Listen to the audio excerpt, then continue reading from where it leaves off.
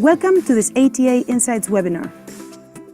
Thank you for your ongoing interest and support of our webinar program.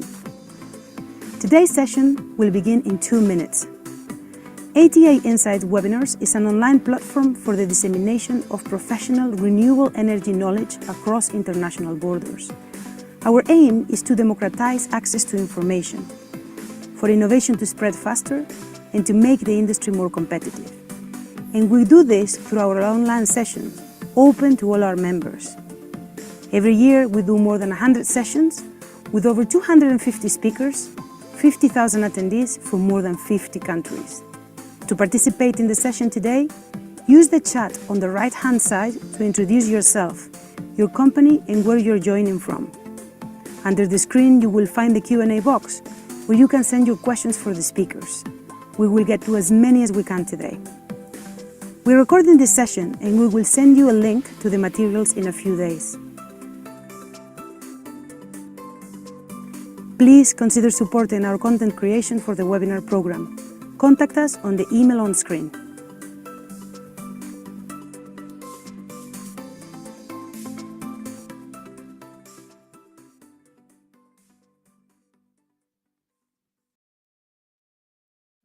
Welcome. Good afternoon, everyone. I'm Juliana from ATA Insights, and I welcome you to our webinar, Green Hydrogen Opportunities in Brazil. Today, I'm connecting from Madrid, and you can tell me through the chat from which company and place you are connecting. If you want to ask any questions to speakers, you can put them in the Q&A box, and in the last 20 minutes, they will be answered. If you are watching through YouTube, you can send the questions through the chat, and our team will send them to Zoom so that I can see them. The session is being recorded, and in a few days, we'll send you all the materials used in this webinar. I would like now to invite our speakers to introduce themselves. Hi, Fernanda, would you like to go first? Sure, Elena. Hi, everyone. My name is Fernanda Delgado. I'm the CEO of ABIV, which is the Brazilian Green Hydrogen Industry Association. It's very nice to be here and to be with my friends here, Eduardo, Juliana, and Ewerton, to share this webinar today. Thank you for the invitation. So much, Fernando. Eduardo, would you like to go next? Sure. Hi, everyone. Thank you, ATA Insights, for the invitation. It would be a pleasure to contribute here. I'm Eduardo Tobias, managing partner and founding partner of What Capital. And it's a pleasure to be beside Ewerton, Fernanda, and Juliana to discuss the opportunities for the hydrogen market here in Brazil. Thank you so much. Juliana, would you like to tell us a little bit about yourself? Sure. Thank you, Elena. Thank you, ATA, for the invitation. I'm really happy to be here. I'm the Energy Transition Director for Latin America for Worley, a global engineering company, and I'm really excited about contributing to this session along with Ewerton, Eduardo, and Fernanda. Thank you. Juliana. Last but not least, Ewerton, would you like to tell us a little bit about you? Hello, everyone. Thank you very much to the invitation, guys, from ATA Reviews, the webinars. Ewerton Calixto, a Green Hydrogen Project Manager from Voltalia.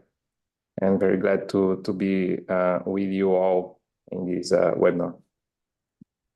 Thank you all for all the introductions.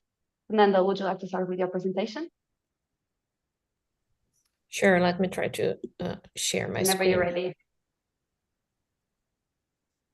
Sure, hold on a second. Of course.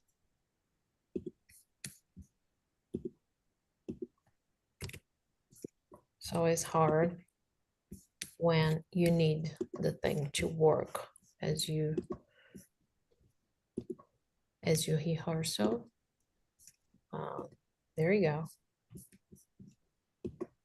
I see it. Perfect. Well, once again, thank you for the invitation in the name of Brazilian Green Hydrogen Industry Association. In my 10 minutes, I'm just try to talk about the Brazilian market competition regarding, especially right now where we just launched, we just have approved the project of law which we have the legal framework in Brazil for us to work with the green hydrogen. So talking about a little bit about ABIV, our actions is advocacy in order to build the green hydrogen industry in the country, communication and demystification about the green hydrogen and its potential, technical discussions in working groups, and studies, positions, and analyzing Brazil as the leader of the new green world economic order. These are a few associates of ABIV, the companies that founded ABIV. Voltalia, which Ewerton is here, is one of ABIV founders, and then the new associates that we have. I'm very proud to say that ABIV nowadays have a very big percentage of Brazil GDP in market cap of the companies that comprises ABIV. So as you all know, we need to decarbonize, and we have some decarbonize plans. So a lot of countries already have their plans in order to decarbonize. So the United States have the IRA, the European Union have the Green Deal, China, India, all the countries have their plans. Even countries from the South, the global South, as Egypt, Mauritania, Australia, they have their plans in order to decarbonize, and those plans have incentives in order to attract companies to put their investments there. So in a low carbon agenda, the green hydrogen is one of the solutions. I always like to say that green hydrogen is not a silver bullet, is not going to solve all the problems in order to bring the low content of carbon down of an economy. Is a tendency to allow us to bring this content of carbon down. We have neutrality strategies. We have to expand the renewable energy in our energy matrix. We have to make low carbon products. We have the CO2 as a new global commodity. We have to talk about the end, or at least the phase down of the fossil fuel subsidies in order to subsidize new forms and renewable forms of energy and production forms in a low carbon way. And when you have a portfolio of solutions to decarbonize, as to electrify whatever can be electrified, to use the biofuels, as in Brazil we have a very big expertise in the use of biofuels. You can use the energy efficiency. You can use green hydrogen in processes, in some processes, in order to bring the content of carbon down. Some sectors highlight which we have the competitive advantages is the cement, paper, aluminum, glass, steel, and the chemistry, as well as fertilizers, and in the transport sections, as we talk about the hard to abate sectors, especially here in Brazil. So in order to achieve the national decarbonization objectives, we have some hard to abate sectors. Brazil insertion in this new order, new green global economic order. In order for us to have the new fertilizers with less carbon, this sulfurization process of the petroleum industry, this new energy industry, all this uses we have for the green hydrogen in Brazil and in many countries. So, which is the potential of the global market today for hydrogen as a whole? We use hydrogen in the refining and the ammonia production, for chemistry and for plastics and things like that. We have the methanol production, and we use methanol for biodiesel as well. We have the use on steel production. So we can change the use of the silver, the gray hydrogen for the green hydrogen in a little bit. So in Brazil, we have more than 40 projects of green hydrogen projects between the announced in study. And why talking about Brazil as a competitive place in order to produce green hydrogen? Brazil has a very renewable grid with some in some moments more than 90% of the grid totally renewable, with our disposal of energy from solar, from wind, and of course from hydroelectric power. But this advantage of Brazil right now, they are limited in the space and time. But as I said, other countries are bringing incentives, financial incentives as well, in order to attract those investments. So even though we have this interconnected grid, even though we don't have geopolitical problems in Brazil, even though we have an interconnected and renewable grid, we still need to bring the price of the green hydrogen down in order to be competitive with the gray hydrogen.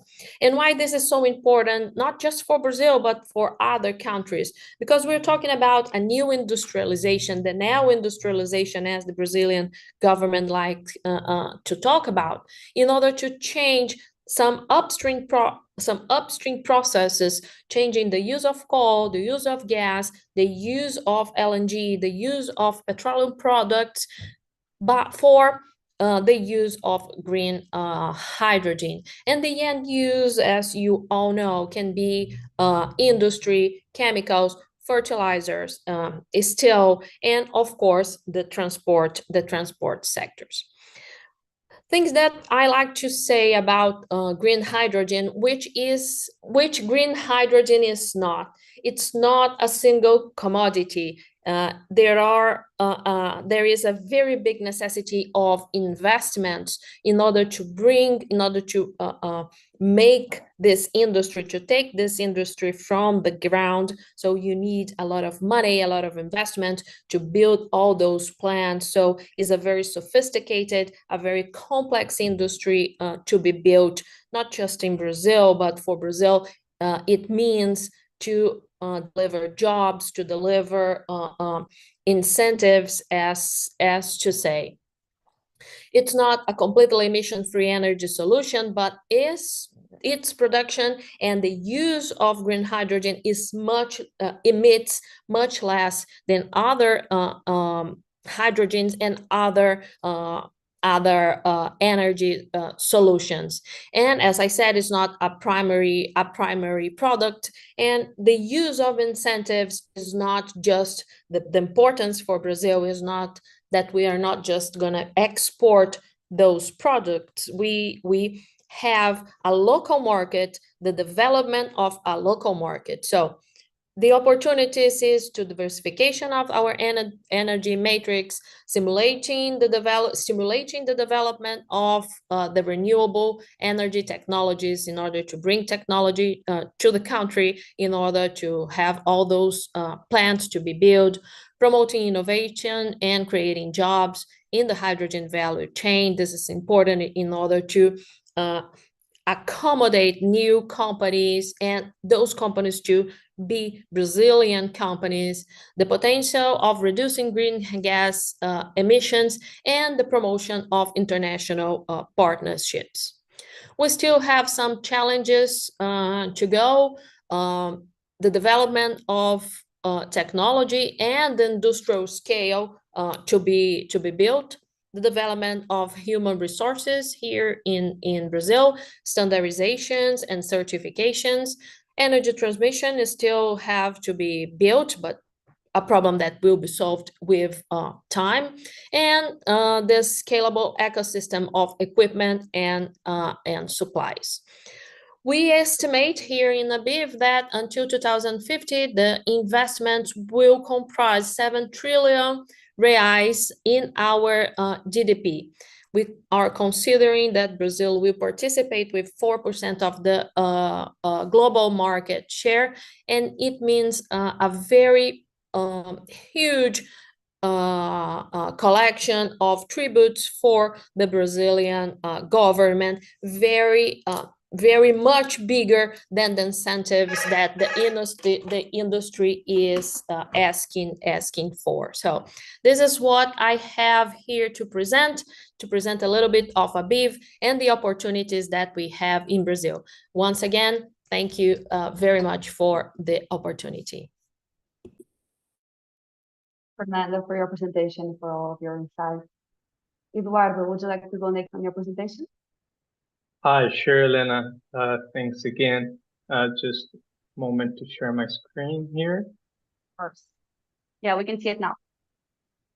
Much better to speak after Fernanda because she introduced the topic, and now we can go a little deeper. I'll put it in presentation mode. So I'll quickly introduce our company, and then I'll get to Brazilian ambition, potential to reduce the cost of production of renewable hydrogen in Brazil, a bit of the financing challenges that there are many, but I'll just focus in a few, given I have 10 minutes here, and a few key takeaways, okay?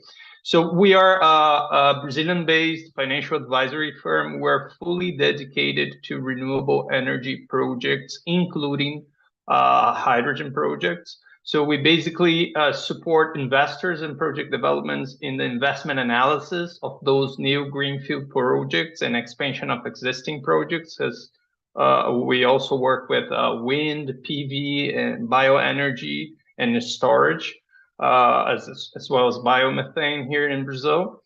And we also help investors to structure their long-term financing. And also, we advise mergers and acquisition transactions in Brazil only, okay? So going to the topic, I'd like to start talking about the ambition, because Brazil has already a hydrogen program published since last year. And what I like the most to say is they have a target for 2030, which says that they want to be the most competitive low-carbon hydrogen producer in the world. So this is a very ambitious target. We do have, as many know, the renewable sources for it, many of the conditions necessary for it, but there's still plenty of challenges, okay? I'm using here a chart from Bloomberg New Energy Finance, but there are many research houses that look Brazil as, if not the most competitive in the future candidate to be, right? Or if not the most, like a top 5 together with China, Chile, Sweden, and a few other countries. The fact is that we have all the potential, but there are a lot of work to do.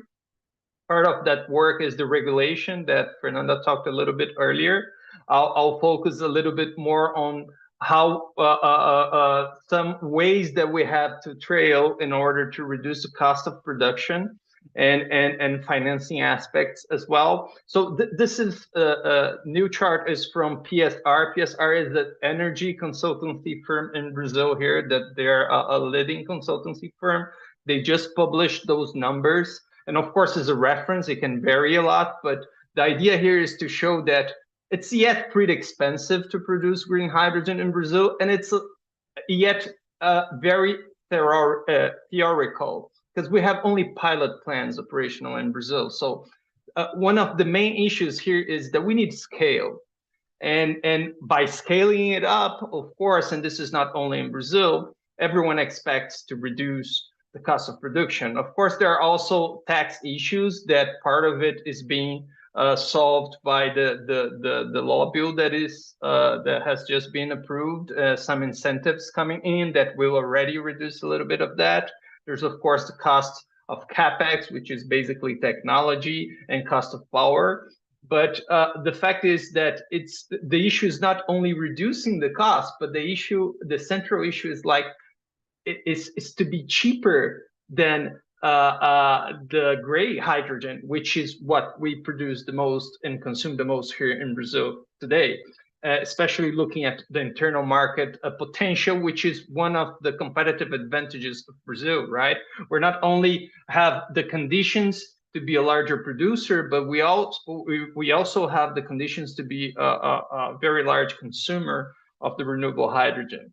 So this is, in our view, the main challenge. So here it's a chart from Irina, but basically shows the 4 main factors to reduce levelized cost of hydrogen. So we're talking about cost of power, electrolyzer capacity factor. I'll get into this a little deeper in the following slides. Electrolyzer technology in general, cost, lifespan, power consumption, efficiencies, and so on, and cost of capital. And that specifically is an issue in Brazil. And this is very relevant in an industry that is capital intensive. And moreover, it's not only necessary that we reduce the levelized cost of hydrogen, but we also need to have that renewable hydrogen competitive with the gray hydrogen at the consumption point, because we're talking about a very low density element, which is hydrogen. So transportation is very costly. So there's also a matter here of how we think we design our projects in Brazil. If it's close to where the most competitive renewable sources are. And I think we'll have Ewerton and Juliana talking a little bit about that. And it's very important. There's a trade-off in the end of the day, right? So should we be producing hydrogen close to where we have wind and PV and hydro very competitive, or should we be close to the consumer? And if we're close to the consumer, we save on capex and losses, transporting, storaging. But in the other hand, if we're close to the consumer, we need to be connected to the grid. And if we're connected to the grid, there are more taxes and electrical charges that make the cost of production of renewable power become much more costly. And so this is something that has to be assessed. It depends a lot on what we want to do with the hydrogen. Is it to export? Is it for to produce steel? Is it for fertilizers in the center west of the country? So depending on what we want to do with that, we have different ways to set up our projects in order to be more competitive. In terms of cost of capital, and here I'm talking both debt and equity, but this chart that I'm bringing to you guys is from the International Energy Agency and talks about cost of debt. This is specifically for a PV project of 100 megawatt. So it compares Brazil with emerging markets, so our peer competitors, let's put it this way, and also European Union. And we're not only more expensive, our capital, our debt, and also our equity requires therefore more returns, higher returns than our peer countries, but 3 times higher than the European Union. And we have some competitive European Union countries, such as Spain or Sweden, that has a cheap hydropower. So this is very relevant, and it's a challenge as a country that affects not only hydrogen, but all the activities that we do in Brazil. And we're not yet investment grade. We're seeking that path again, as we were in the past, about 15 years ago. And that would be very important. But it's not only having the country investment grade, but also cost of transactions and the currency fluctuation and volatility versus other development country currencies. So there are a bunch of things that we have to work on, and the government is working on, that I think it should help a lot to reduce that cost of production. But other than the cost of capital, which is definitely very relevant, when we talked about financing, especially in a new industry where it's very important to be able to structure non-recourse project financing, because we're talking about large projects, we lack, and not only Brazil, but it's a world issue, we lack long-term off-taking agreements. Part of that because it's an emerging industry, but also part of that because gray hydrogen is cheaper, right? So why would we have a current consumer of hydrogen, a refinery, buying a renewable or producing renewable hydrogen if they already produce the gray hydrogen, they self-consume their own gray hydrogen, and it's very cheap. So there are this competitiveness issue, but there's also an issue of putting a price on carbon issuances, right? So I'll be saying that again on the key takeaways, but carbon pricing, be it a tax or be it a mandates or a trading scheme, this is very relevant. And CBAM is already in place in Europe, and this is already going to affect us sooner or later. And it can be an opportunity, but if we don't position ourselves well, it's also a threat. Okay. So to close up my presentation, I'd like to emphasize, and Fernanda already did this, that we're not only intending to be a relevant export market. We have a huge potential to use that hydrogen and their derivatives here in Brazil. Just to say one, the fertilizers market here, Brazil is the #4 consumer of fertilizer in the entire world, and more than 80% of that is imported today. So this is a huge market that we have to explore, and our neighbor countries are already announcing green hydrogen projects to produce fertilizers to export to Brazil. So it's our internal market, it's also exports for our neighbor countries. So we do have to capitalize this, and this is a very interesting investment opportunity.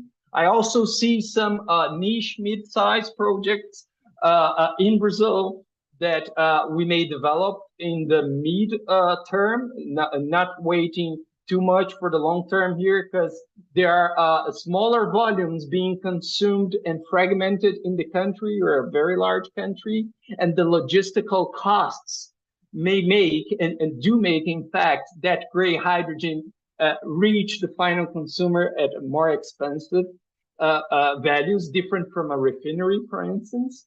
So in some specific applications, we are already seeing green hydrogen potentially, if produced at scale, being more competitive than gray hydrogen.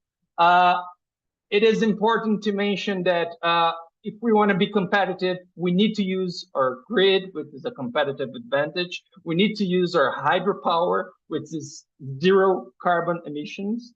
And this is all together hybridizing, using storage systems as well, battery storage systems. We have to use all the potential we have to be competitive. Local demand, public policies is the only thing, in my opinion, that is still lacking on the law bill that has just been approved.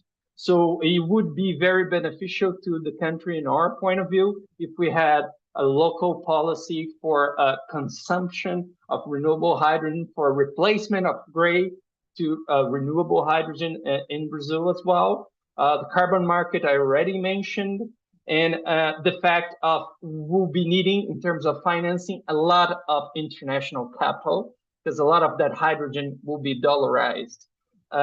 So therefore, we need a lot of effort to attract that capital, and policies to make cost of transactions lower and cost of capital lower. So to close, challenges are great, of course, not only to Brazil, but in Brazil specifically, opportunities, in our view, are much greater than the challenges. And we're very optimistic that in the next few years, this is going to be already represent billion of US dollars in investments in our country. Thank you.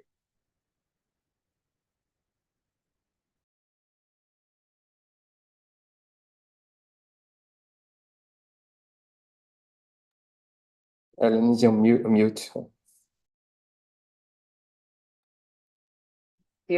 Thank you so much, Eduardo, for your presentation. Juliana, would you like to go next?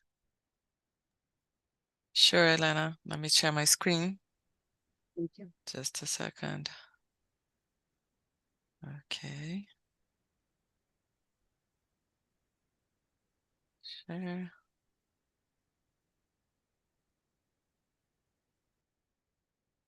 Presentation mode. Can you see it? Perfect. Great talking after Fernanda and Eduardo. They already gave a lot of background from what we see in the market. I think that Each one will contribute for a part of this challenge that we have, and challenge and a big opportunity, as Eduardo just stated it. So let me talk a little bit about who we are, just to set up what is the part of the market that we are helping and supporting. So Worley is a global engineering company. Our headquarters are in Australia. We are an Australian company. And our main purpose is to deliver a sustainable change. And how we do that as an engineering company, we do that through our customers, to creating value to our customers amongst their projects and providing such solutions. So Worley has been amongst other global companies focusing our purpose on this providing a sustainable world. So that's our purpose. Our ambition is to be recognized as a sustainability leader in sustainability solutions in the next 5 years. And our promise is to be the straight talking partner that the industry needs to really make this happen. So there is a big challenge, and we have to be straight and direct to make this change happen and possible. And our tagline is delivering sustainable change. Worley is a company with more than 39,000 people globally. We are within 45 countries. In Latin America, we are more than 3,000 people. In Brazil, we are more than 1,000 people with offices in São Paulo, Rio de Janeiro, and Belo Horizonte. And what we do, Worley works amongst all sectors. So we work with conventional energy, gas, onshore, offshore, low carbon energy. Low carbon energy is the sector that I'm responsible for Latin America region. On low carbon energy, we work with energy storage, hydrogen, which is the main subject today, nuclear power, power networks, renewable energy. We work on chemicals and fuels that also contribute through the what we call like the power to X, the solutions with the low carbon fuels, and the resources, all the mining, distinct mining materials, and also the battery materials to support the energy transition globally. Worley has been working for many years already on the energy transition sectors. We have almost 5,000 projects track record globally. This is increasing a lot with all the targets that Fernanda mentioned that we have seen globally to the decarbonization. And I will highlight here that amongst these, what are those areas that we're working, right? So we work with solar projects, wind projects, including onshore and offshore wind projects, nuclear, and on the hydrogen, we are more than 500 projects globally, not only hydrogen, but what we call hydrogen power to X, ammonia, methanol, other solutions that we need hydrogen as a source. We also work with other sectors, energy transition materials, as I mentioned, geothermal, hydropower plants, all this distributed energy system that Fernanda highlighted, the potential of Brazil. Carbon capture, also as another solution. So I know that when we talk about green hydrogen, we're talking renewable sources, but we also need other solutions, such as the carbon capture to make what we have nowadays sustainable and reducing their emissions. All the electrification, the changing equipments that nowadays have fossil fuel sources to renewable sources such as energy, electric energy, such hydrogen, and other potential solutions. And the liquid renewable fuels, renewable natural gas, and biomass to energy. So this is our big numbers that we have been working.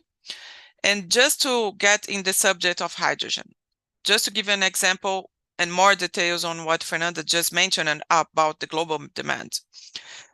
So there is some targets announced. That's why we have a big demand. So example here is European Commission, European Union. They have set a target of having by 2030, which is by tomorrow almost, only 6 years to build all these capabilities to provide all this demand. And of 10 megatons per annum for renewable hydrogen. And now what we have globally, as Eduardo just mentioned it for Brazil, we are with smaller projects being developed. One example of European is Shell Holland Hydrogen 1 project, which is a 200 megawatt plant. So it's a small plant compared to the big ones we have been seeing announced. And this is to be expected production next year. And to achieve this target, it means that we would need to have 500 of these projects. Big challenge, seems not feasible. So what we see that we need to change our mindset how we develop the traditional projects nowadays. So in order to meet these targets, we actually have set up a public paper together with Princeton University. It's called From Ambition to Reality. It's we have several series of those. It's available. Everybody can have access and can see that. So we have there some recommendations how we can build this, how we can make this happen. And with these recommendations, we call what we say hydrogen mega projects. This means that for European Union to meet these targets, we would need 25 of these hydrogen mega projects. And for sure, some of these demand could be achieved by Brazil, as we have been seeing on the presentation so far. And not only limited, as Fernanda mentioned it a lot. So hydrogen by itself is not a solution, but hydrogen can help, and we can be not only a hydrogen exporter, a global exporter, but we can be as an industry, green industry, that we export the products that already been produced and are already supporting the decarbonization. So we mentioned several. For sure, mobility is one of the markets that hydrogen can contribute. We can contribute to all kinds of distinct mobility types, including aviation with sustainable aviation fuels.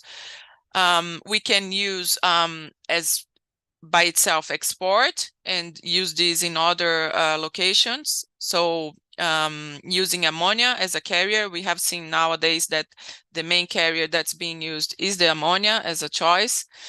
And also, as Fernanda already mentioned it, just to re-emphasize, all the industry, the steel industry, the mining industry, the chemical industry, the fertilizer industry, that Eduardo also mentioned that the power generation, the cement industry, what we call all the hard-to-abate industries, because they demand a lot of energy. And this energy can be renewable, and this energy can be provided as hydrogen, as a solution. So, and how do we do that? How can we help? So how the engineering industry can help us to reach what Eduardo was mentioning just a few minutes ago, on how we can reach the targets of the levelized cost of hydrogen, how we can be more competitive. So we need to build this, and from an engineering perspective, what we can do.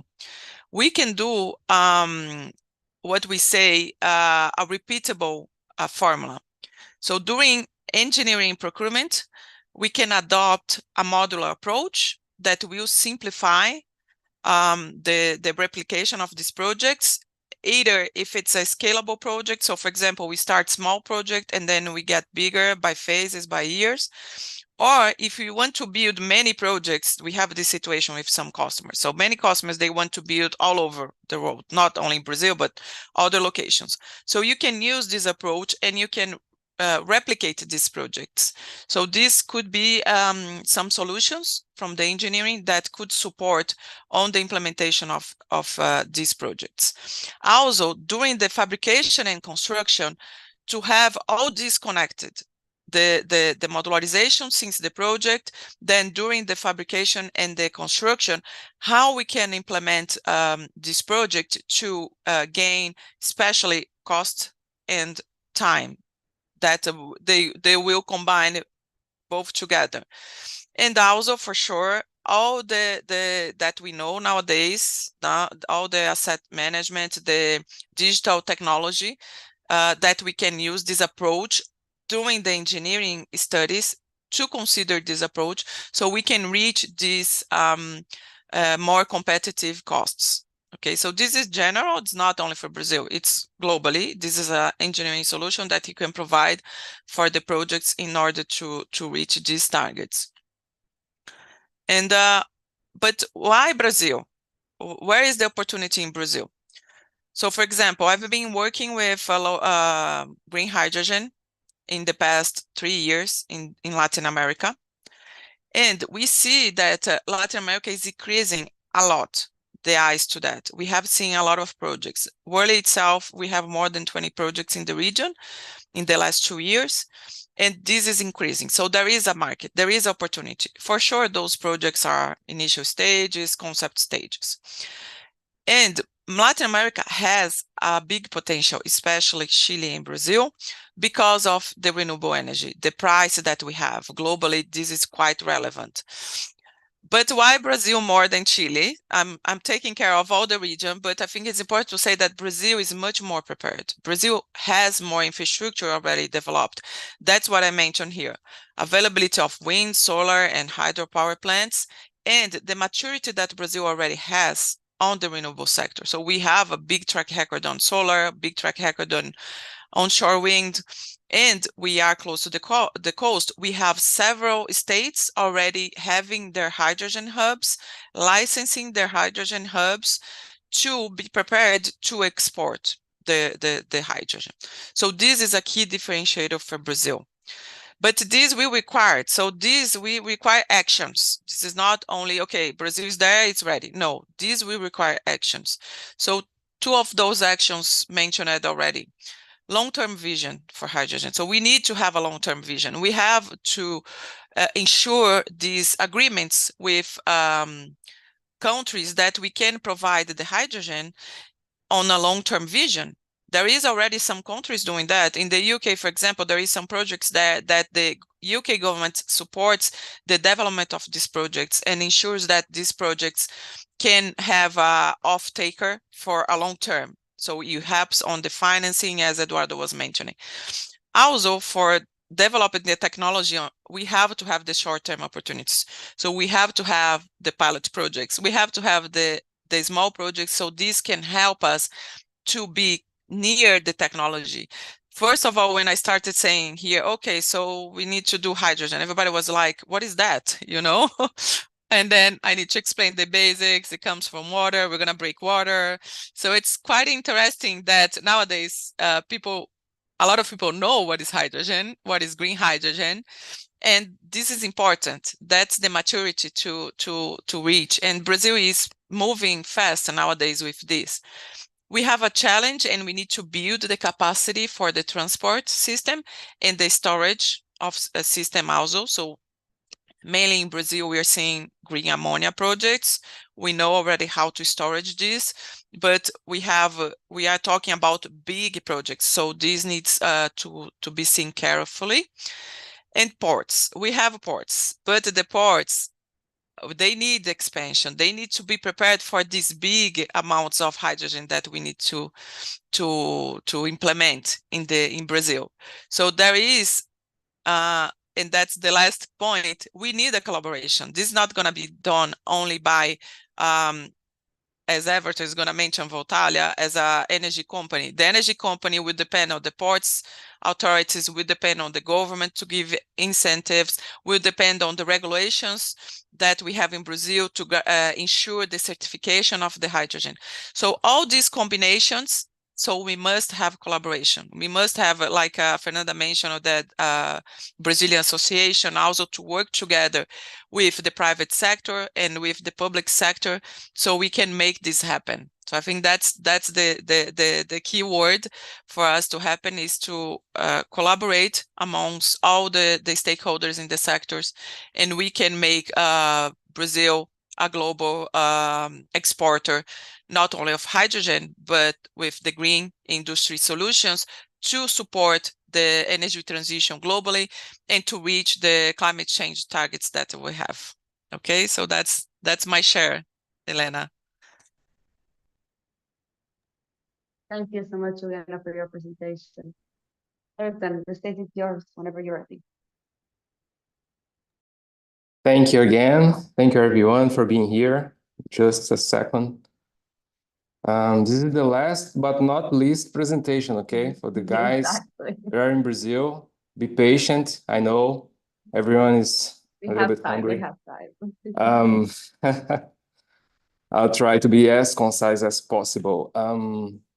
Just final step. Okay. Okay. So guys, I'm Ewerton, Green Hydrogen Project Manager for Brazil. I'll try to give you a brief overview of the main projects that we have in Brazil and some point of attentions that we need to have in order to have feasible projects, you know, in the near future. I mean, in 2030, in 6 years from now, like Juliana said, we need to have projects being delivered, and we need to have some definitions soon, mainly in terms of energy permits and some other kinds of permits that will give us more, you know, guarantees in order to make these projects a reality very soon. So, first of all, I'd like to introduce Voltalia. Voltalia is a renewable energy company present in more than 20 countries, a French company. And the headquarters is in France, but more than 60% of the revenues of Voltalia is in Brazil. Most of the assets in terms of amount of energy is located in Brazil. And in Brazil, we are present in some states, but we are concentrated more in the Northeast region. We are a developer. We are a energy developer. We actuate also in the engineering, procurement, construction, trading, energy trading, OEM, and so a lot of our scope is very broad.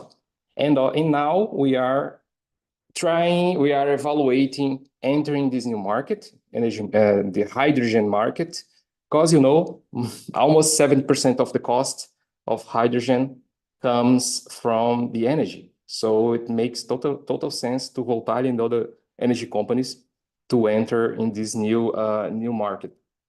We are very focused, mission-driven company, very focused on changing the local reality, but changing the local reality of where Voltalia actuates. So it's very important for us to, you know, not only make money, but also change the social aspect of the locations that we are investing. So, you know, from till now, more than 170 social projects in more than 10 cities, millions of reais invested in this kind of projects. We have ambitions. We have ambitions that goes beyond numbers, ambitions that, you know, comes from energy to hydrogen and beyond, and to derivatives, hydrogen derivatives, not only in Brazil, but in other parts of the globe. Yeah, a slide similar to Juliana's. Why Brazil? Why invest in Brazil? Let me just jump to a little introduction in Brazilian scenario in terms of energy resources. I think everyone are, you know, tired to hear that Brazil has the potential.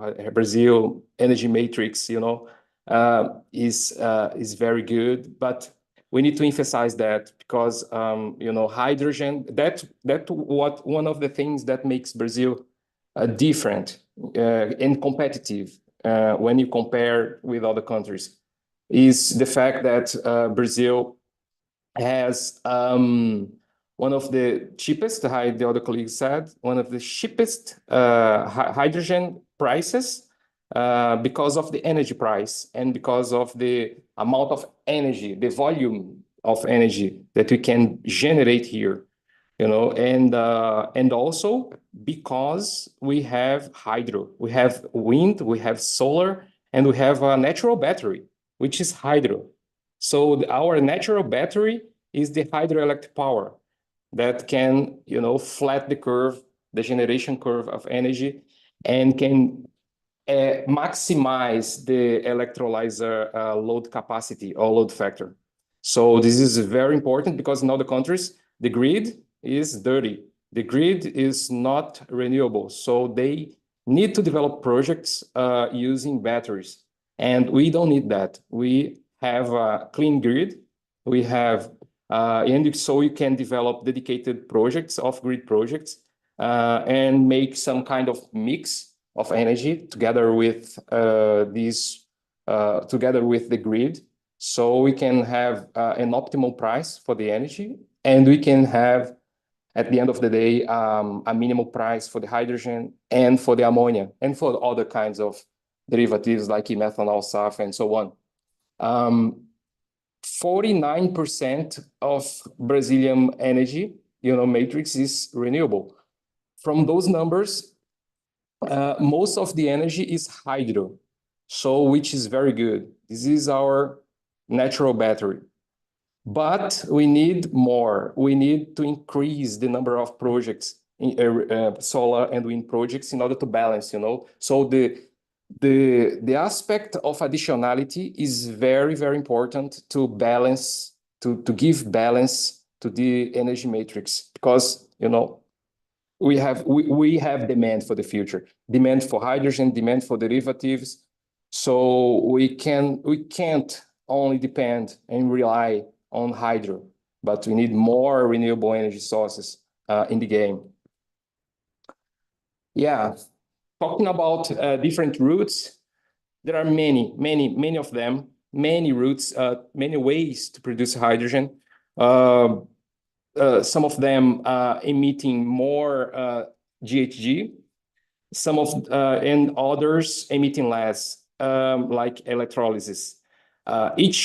Each route with its own emission, its own efficiency, depending on like Eduardo said, depending on if you want to produce hydrogen in a central way. I mean, if you want to produce hydrogen large scale and deliver the hydrogens for multiple off-takers or overseas exporting hydrogen, this is one thing. You can have different efficiencies. But if you want to produce hydrogen close to your off-taker or close to the source of energy, you can have different efficiencies.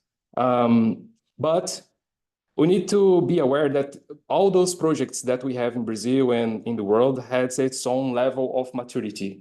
Some of projects are R&D, other are in pilot phase, other is in demonstration phase, and others is still in feasibility stage, but intend to be large scale projects. This is our big challenge here, the large scale projects. Talking about the definitions, it's good. It's very good for education. You can classify the hydrogen according to colors. The color aspect of hydrogen definition is okay. This is our, you know, first step, trying to understand the sources of energy and how different the hydrogen can be produced by different ways.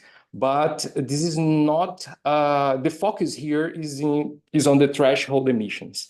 And the law in Brazil that are almost signed by the president gives us three different aspects and views of hydrogen. Because we have low carbon hydrogen, we have the renewable one, and we have the green hydrogen, each one with its own amount of sources of energy and with its own threshold emissions. So it's more clear and simple to see how can we establish the process, how can you develop the process and guarantee that this hydrogen can meet the European standards or European requirements for certification and Asian requirements or other markets. So it's much more simple and much more clear according to this new Brazilian law on low carbon hydrogen. And how can Brazil and other countries, especially in Brazil, can make it a reality in the industry in Brazil? There are many aspects to hydrogen become a real reality here. There are key aspects, but these ones are very important. You know, it's in the program, Brazilian program for hydrogen. It's written there. It's planning. You need to have the energy plan because infrastructure is needed in the near future. Transmission lines, substations, etc. You need to increase, you know, to expand that infrastructure in order to get energy and transfer energy to the plants, to the loads or charges that will receive that energy. The human resources, education aspect is very important because who will operate the equipment, who will, you know, develop the project. So we need from the basic to the high level educational human resources in order to work on those projects in the future. So that's the work from many institutions in Brazil, you know, the Senais in Brazil, the universities, the federal institutions, many ICTs, we call in Brazil, ICTs, the term, technical institutions in Brazil. And you need to innovate, you need innovation, we need to develop, to improve current technologies and develop new technologies. So it's very important. The fourth point here is the legal aspect, you know, regulatory aspect, which is it's a work in progress. Some big step has been done. The new law, Brazilian law on hydrogen, is one example. We need to improve that. You know, the certification scheme, certification aspect of hydrogen in Brazil is very important. Needs to be something that we need to address. The new industrialization that Fernanda mentioned, it's very important to attract investment in Brazil in order to produce not only hydrogen for hydrogen, but, you know, e-methanol, the end products, the end goods. Instead of export only ammonia to Europe, we need to export the fertilizers. We need to export, you know, the HBI, or, you know, the steel, the green steel. Not only the green steel, but, you know, the dream is to export the cars. The dream is to export the goods. But that's the new industrialization, is to attract investment to green products, to produce and export and consume green products here in Brazil. So international cooperation with other players and so on. These are key aspects in order to have a feasible green hydrogen market in Brazil. So the number of projects in the world is increasing year by year, especially in Brazil. We have now more than 62 projects announced.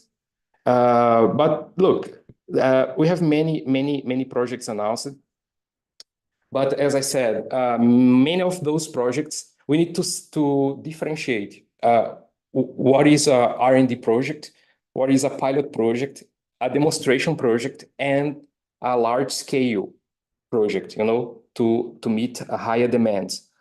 So most of those projects are in R&D and pilot phase.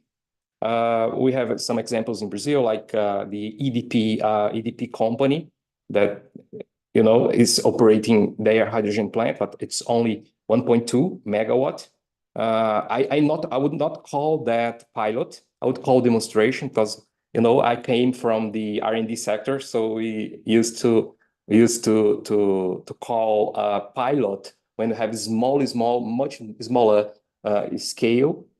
But when you produce 1.2 megawatts, something you want to demonstrate, not only it's not a large scale, but it's a demonstration phase. So 62 projects. Yeah, we have a lot of things has been done over the, let's say, more than 10 years in terms of R&D. in Brazil. Okay, so hydrogen is not new. It's not something new in Brazil, especially in the R&D, especially also in the pilot scale. You have the PTI, the technological part in Itaipu, you know. So the first hydrogen pilot plant in Brazil was from them. So it's many years ago. So yeah, we have Itajubá, the Center of Expertise in Hydrogen in Itajubá is one example. It's ready, it's there. We have EDP factor, EDP hydrogen plant in PSM. Yeah, and we need to pay attention to different aspects, invest in these different in different ways, and try to stimulate, like we are doing right now. The market, the green hydrogen market, will come from the big ones.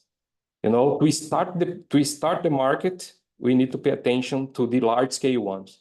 It's important to invest in R&D because, you know, to meet the GHG, the ESG goals, it's with the technology that we have today, it will not be possible. We need to invest more in innovation. It's very important. It's key. But to start the market, to give the green light, it's important to take a look in the large scale ones. So especially when you talk about exportation, you know. So as Juliana said, we need to be prepared in terms of port infrastructure, in terms of regulation, in terms of all those aspects, to have these projects, make these projects a reality in the near future. And yeah, many projects in Brazil, but the large ones are in Northeast. The large project, these large scale projects are located in Northeast for some reasons. Because Northeast, you know, most of the renewable wind, solar resources are there. So the good wind and the good solar is in the Northeast. We have, for example, in Bahia. Bahia has the best resources in Brazil in terms of complementarity and solar and wind. Onshore is in Brazil, is in Bahia State, and also in Ceará State we have good wind renewable resources, solar and wind. The reason why Voltalia is and other companies that we mentioned is investing a lot of money and trying to develop projects, wind and solar, close to PSM port for their projects in the green hydrogen hub in PSM. And PSM, one of the best locations to produce hydrogen for export. You know, it has a partnership with Port of Rotterdam. Many companies installed there from many sectors. We have one example of new industrialization that can make is produce green steel in ArcelorMittal. ArcelorMittal is in ZPE. For those who don't know, ZPE is a kind of free trade zone that gives some tax incentives for the companies that want to produce hydrogen in that location. So we have many companies located close to PSM, same hub. It's, you know, a good infrastructure. Some of these are some of those infra is ready. Some are not. It's to be a reality very soon, hopefully. And the idea is to share all those players, big players that intend to produce hydrogen in the hub. By the way, the hub is 15 kilometers from the port.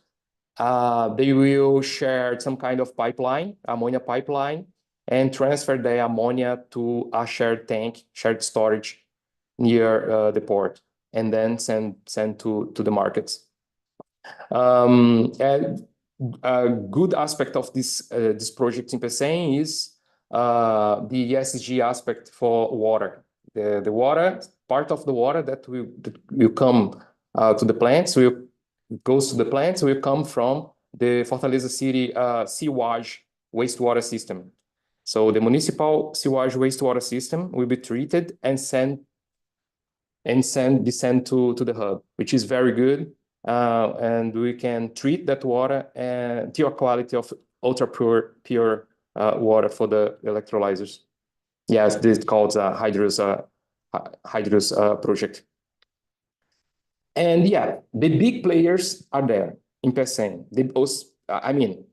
In Brazil, the big projects in Brazil is in PSM, and the players that intend to produce hydrogen are those that is in this slide: Voltalia, Fortescue, Casa dos Ventos, AES, EDP, and FRV.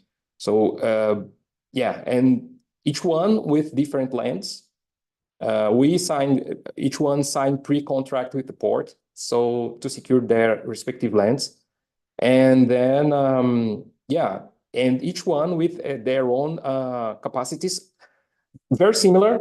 Voltalia, for example, has a 2 gigawatt project, similar to Fortescue and others. So imagine 6 companies, each one with 2 gigawatt of power, electrolyzer power. So it's unbelievable if you imagine a scale of the whole Ceará state and the Northeast as a whole. It's a lot of energy that we need to develop. We need infra to get this energy and transfer to the plants.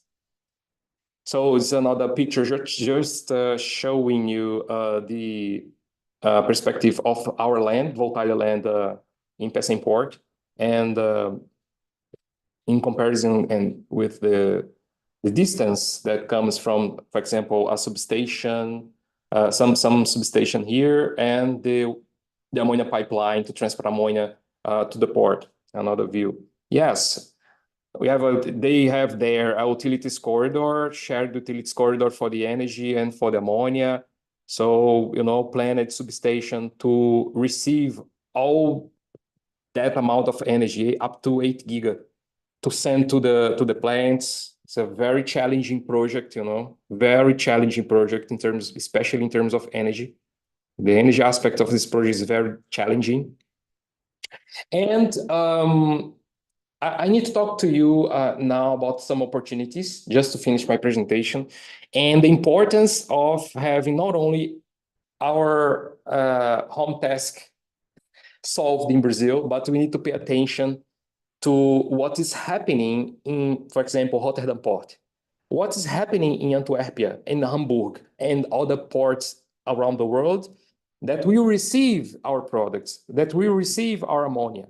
So they have their own schedule. They have their own, they are working there, and we need to be work as close as possible with them, because I've known that the Delta Rhine corridor in Port of Rotterdam will be delayed. Yes, will be delayed from 2030 to 2032. So we'll be delayed in 2 years. We expecting our project to be delivered, the COD, in 2029 or 2030. So this is something very I'm worried about, because this delay in 2 years we need to rely not anymore in the port infrastructure and the pipelines to transport ammonia to Germany, for example, but in barges. We need to rely on barges to transport that ammonia. So a ship can transport 6,000 of ammonia, 6,000 of tons of ammonia. So a barge only 2,000 tons of ammonia. So we need to have a lot of barges transport ammonia from Port of Rotterdam or the port to the final destination. So it's very concerning, but this is something you need to, to face. This is a problem to need to face, and we need to find solutions to that. So Brazil, the things are becoming more and more clear, more and more more, like I said, more solvable in terms of energy, in terms of the certification schemes, that are being developed here. So the project law, the law for low carbon hydrogen is something that will help companies, consumers and producers to have a more competitive price on hydrogen and derivatives and so on. So there are many projects in Brazil. Many projects are in feasibility stage, like ours, and we will see more clear results by next year when some of these projects will get an FID, which is very important to see which companies are really decided to invest. So, and yes, guys, I don't know. It's a little bit late. If you have any more questions, please leave it in the Q&A field, and I'm here to answer if I know. Thank you very much. Thank you very much, Ethan, for your presentation. We are running late, but I think we can still answer the question that Juliana would like to answer. Sure, Elena. So the question, I don't know if everybody I is. can read it. Oh, okay, perfect. Why geographical conditions of Brazil can make it more competitive than Chile?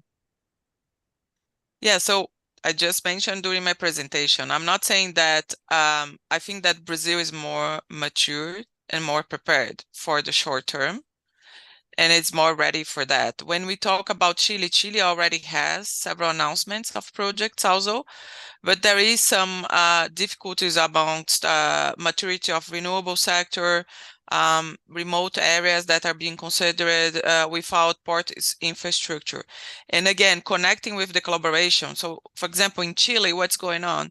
The customers such as Ewerton mentioned it for Port of Pecém, the customers that are developing projects in Chile, they are working together to combine and build the infrastructure for the ports. So, and it's going to happen also, because again, it's a big challenge, it's a big demand, and it's not going to be only Brazil to provide all this demand globally. As Ewerton just mentioned it, we have 6 projects in Brazil, and he did an average of around 10 giga, 12 giga projects, summing them all. And when we see about the demand of 500 gigas that we need for only Europe, not talking about other markets. So I think that's the key for the Brazil. Brazil is more prepared, but still needs efforts, as we mentioned.